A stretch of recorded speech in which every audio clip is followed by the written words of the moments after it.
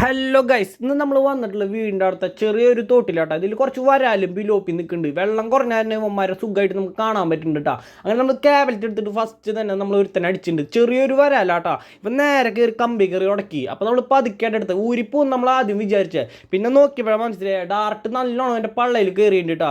അങ്ങനെ നമ്മൾ പഠിച്ച സ്ഥലത്ത് തന്നെ വേറൊരു വരാലുണ്ടായി. നമ്മൾ കണ്ടിട്ടുണ്ടായില്ല. ഇവൻ അടിച്ച് കയറ്റുമ്പോഴാണ് അവൻ ചണ്ടിയിൽ ഉള്ളിലേക്ക് ഓടണം നമ്മൾ കണ്ടാട്ടാ. അത് കുഴപ്പമില്ലാത്ത നല്ല അത്യാവശ്യം വലിപ്പമുള്ള ഒരു വരാല. അപ്പോൾ നമ്മളിപ്പോൾ അവൻ അടിക്കണം കാണിച്ചു തരാട്ടാ.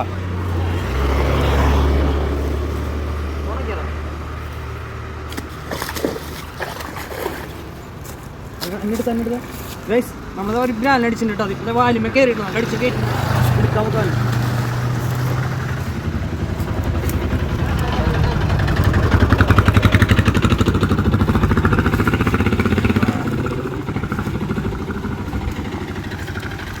ഗൈസ് പിടിക്കാൻ പറ്റില്ല ഗൈസ്, കണ്ടില്ലേ?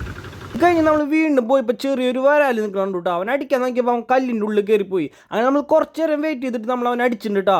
ഇതിൻ്റെ തലയിലാട്ടോ അടി കിട്ടിയിട്ടുള്ള ചെറിയൊരു വരാല. അപ്പം അത് നമ്മൾ അതിനെ അടിക്കണമെന്ന് വിചാരിച്ചതാ. പിന്നെ എന്തോ ഒരു ഇതിന് നമ്മൾ അവനെ വാശിക്കാരൻ നമ്മൾ അടിച്ച് കയറ്റിയിട്ടുണ്ട് കേട്ടോ. കണ്ടില്ലേ, തലേമേട്ട് അടി കിട്ടിയിട്ടുള്ള അവൻ മയങ്ങി നമ്മൾ വിചാരിച്ചേ. പിന്നെ എടുത്തപ്പോഴാണ് അവൻ്റെ പടച്ചിട്ടുണ്ട ഊരിപ്പോയാനവൻ. അത് കഴിഞ്ഞ് നമ്മൾ കുറച്ച് നേരം നമ്മൾ ചെറിയൊരു പിലോപ്പി പോകുന്നുണ്ട്.